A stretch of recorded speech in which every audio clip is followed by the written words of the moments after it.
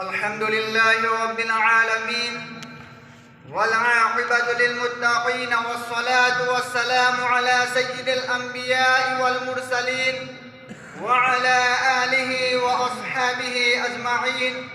أما بعد، عن أبي هريرة رضي الله تعالى عنه قال: قال رسول الله صلى الله عليه وسلم: كيف أنتم إذا نزل فيكم ابن مريم وإمامكم منكم، أو كما قال عليه الصلاة والسلام.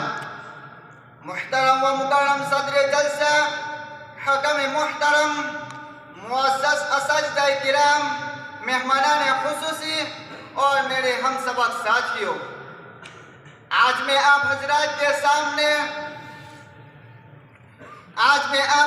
کے سامنے اس شخصیت کا تعارف کروانے جا رہا ہوں جن کا نام عیسیٰ ہے، لقب کلمۃ اللہ اور روح اللہ ہے. ان کا کوئی باپ نہیں ہے، والدہ مریم ہے، وہ عمران کی بیٹی اور ہارون کی بہن ہے. ان کی عفت و عصمت مسلم ہے، وہ زندگی بھر کنواری رہی، ان سے بے شمار کرامتوں کا صدور ہوا. ایک دن فرشتے نے آ کر پھونک ماری، حمل قرار پا گیا. درد سیف کے وقت بہت گھبرائی. فرشتوں نے تسلی دی کہ اللہ نے تمہیں ایک صدر عطا کیا ہے. وہ بچے کو لے کر گھر کی طرف روانہ ہوئی. قوم نے تہمت رکھی، انہوں نے بچے کی طرف اشارہ کیا. وہ گود ہی میں بول پڑے کہ میں اللہ کا بندہ ہوں، اس نے مجھے کتاب عطا کی ہے اور اپنا رسول بنایا ہے. ابن مریم کا درمیانہ رنگ سرخ مائل ہے، بال چمکدار و کالے، نظر دراز اور گنگریالے ہیں. آپ بہت وسیع ہیں. صحابہ میں آپ سے مشابہ حضرت عروہ بن مسعود تھے. مسیح نے برس کے مریضوں کو شفا دی، اندھوں کو بینا کیا، مٹی کے پرندوں میں روح پھونکی، مردے قبروں سے اٹھ کھڑے ہوئے. یہود نے اندھی دشمنی کر کے آپ کو پھانسی دینا چاہیے، لیکن خداوند قدوس نے ان کے نرگس سے نکال کر صحیح و سلامت آپ کو آسمان پر اٹھا لیا. محترم حضرات، اس وقت ابن مریم آسمان پر ہے. قیامت کے قریب وہ دجال کو قتل کرنے کے لیے دوبارہ زمین پر اتریں گے.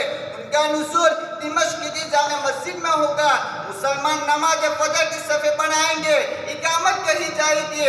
امام مہدی جیسے ہی نیت باندھنا چاہیں گے، اینڈ اسی وقت حضرت عیسیٰ علیہ السلام دو فرشتوں کے کاندھوں پر ہاتھ رکھ کر مشرقی مینارے پر اتریں گے.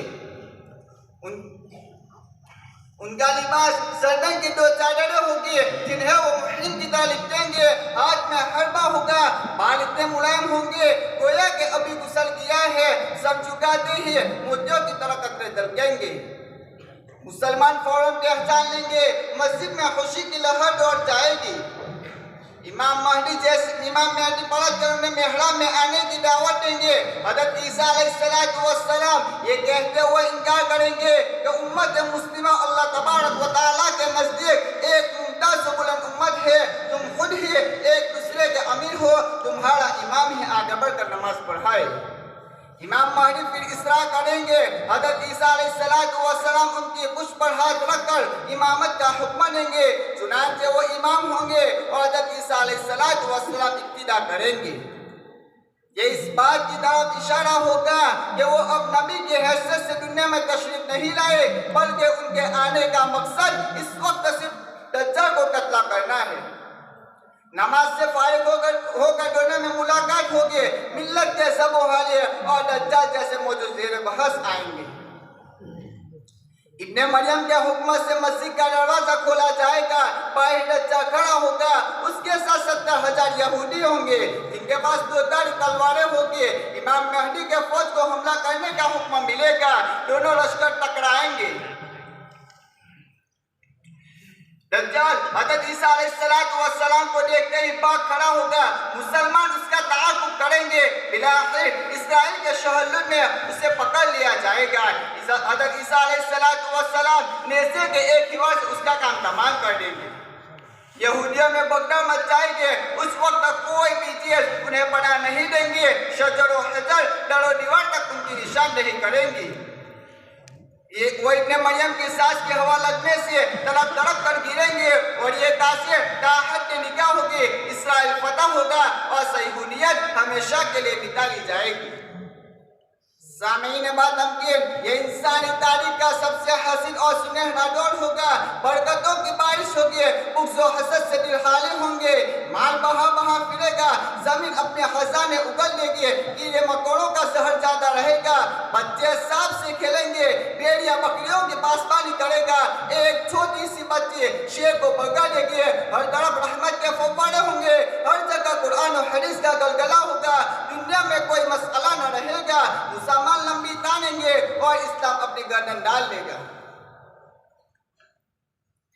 تمام دنیا چین و سکون سے ہوگی۔ اسی اسنا میں ابن مریم کو الہام کیا جائے گا کہ میں ایک ایسی مخلوق کو بھیجنے والا ہوں جس کا کوئی بھی مقابلہ نہ کر سکے گا۔ سڈے سکندری ٹوٹ جائے گی، یاجوج ماجوج کا تیرل چاروں طرف پھیل جائے گا، وہ کھیتیاں برباد کریں گے، دریاؤں کو بھی ڈالیں گے، دنیا کا سالی میں مبتلا ہوگی، کھانے کو کچھ بھی نہیں ملے گا۔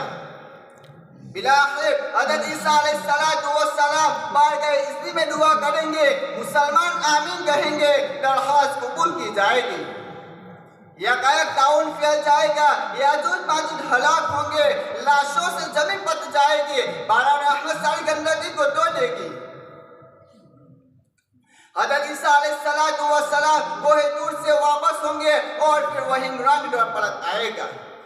آپ فجر روحہ جائیں گے، حج و عمرہ کریں گے، نکاح حضرت شعیب علیہ السلام کی قوم میں ہوگا، آپ کی اولاد بھی ہوگی، روضہ نبوی سے آپ کا سلام کا جواب ملے گا، دنیا میں نزول کے بعد دنیا میں آپ کا قیام 40 سال تک رہے گا، اس کے بعد وفات ہوگی، حجرہ عائشہ میں آپ تدفین ہوں گے، حضور صلی اللہ علیہ وسلم کے پاس چوتھی قبر آپ ہی کی ہوگی۔ محترم سامعین، لشکر کی ترتیب اور یہود کے خلاف مجاہدوں کو مسلح و منظم کرنے کے ساتھ ساتھ امام مہدی دمشق پہنچ کر اس مسجد کو اپنی فوجی سرگرمیوں کا مرکز بنائیں گے اور یہی مقام ان کا ہیڈ کوارٹر ہوگا جہاں دجال سے مقابلہ کرنے کے لیے تمام بخواہان امت جمع ہوگی۔ امام مہدی ایک دن جب انہیں فجر کی نماز پڑھانے کے لیے مصلی پر بڑھیں گے تو عین اسی وقت حضرت عیسیٰ علیہ السلام کا نزول ہوگا۔ اس وقت کیا کیفیت ہوگی رسول اللہ صلی اللہ علیہ وسلم نے اس سے بڑی تفصیل سے بیان کیا ہے۔ میں ایک دو حدیث یہاں پیش کرتا ہوں۔ عن ابی ہریرہ رضی اللہ تعالی عنہ قال قال رسول اللہ صلی اللہ علیہ وسلم کیف انتم اذا نزل فیکم ابن مریم و امامکم منکم۔ حضرت ابو ہریرہ رضی اللہ تعالی عنہ روایت کرتے ہیں کہ نبی کریم صلی اللہ علیہ وسلم نے ارشاد فرمایا کہ تمہارا اس وقت خوشی سے کیا حال ہوگا جب ابن مریم تم میں نازل ہوں گے اور تمہارا امام تو خود تمہاری ہی ملت کا ایک فرد ہوگا۔ عن جابر بن عبد الله رضي الله تعالى عنه قال سمعت رسول الله صلى الله عليه وسلم فينزل عيسى ابن مريم عليه السلام فيقول أميرهم صلي فيقول لا إن بعضكم على بعض تكريمة الله هذه الأمة۔ حضرت جابر بن عبداللہ رضی اللہ تعالیٰ عنہ روایت کرتے ہیں کہ میں نے رسول اللہ صلی اللہ علیہ وسلم کو یہ کہتے ہوئے سنا کہ ابن مریم نازل ہوں گے اور مسلمانوں کا امیر ان سے کہے گا کہ آگے تشریف لائیے اور نماز پڑھائے، تو وہ عرض کریں گے کہ نہیں، تم خود ایک دوسرے کے امیر ہو، اور یہ اللہ تبارک و تعالیٰ کی جانب سے اس امت کا اکرام ہے۔ محترم حضرات، یہ ہے قرآنی آیت اور صحیح احادیث کی روشنی میں عیسیٰ ابن مریم کے حیات و کارناموں کا ایک مکمل خاکہ سامعین سماعت فرمائیے کہ یہاں صرف اصولی علامات پر اتفاق کیا گیا ہے یا جزئی علامات پر درج ہے۔ اگر بات صرف چند شخصی پہلوؤں تک محدود ہوتی ہے اور نام و نسب کے علاوہ کوئی دوسرا تذکرہ نہ ہوتا تو منکرین کا دعویٰ چل سکتا تھا، لیکن یہاں کا رسول اللہ صلی اللہ علیہ وسلم نے رنگ و نسل، چہرے کی دار، بالوں کے نرمی و ملائمیت، لباس و حلیہ، قد و قامت، نزول کا وقت، اترنے کی جگہ، تشریف آوری کی کیفیت، امامت کی دعوت، مہدی کے بابت اقوال و کلمات، ساس کی کیفیت، نظر کی تاثیر، نکاح و شادی، سسرال خاندان، آل و اولاد، فجر روحہ کی طرف جانا، کوہ طور کا سفر، عالمی جہاد، نصرانیت کا خاتمہ، یہودیوں کا قتل عام، خنزیر کا قتل، پوری دنیا کی فتح، مالا کلمت کی دیر، دنیا میں قیام کی مدت، روز نبی میں تکبیر اور خلیفہ کی نامزدگی جیسی چیزوں تک کو بیان کر ڈالا ہے، جنہیں کسی بھی صورت میں مجمل اور محض اصولی علامت نہیں کہا جا سکتا ہے۔ آخر وہ کون سی کڑی ہے جو واقعات عیسیٰ کی زنجیر سے غائب ہو، یہاں تو شروع سے آخر تک ہمیں ایک مسلسل و مربوط کرم چلتی دکھائی پڑ رہی ہے۔ میں اسی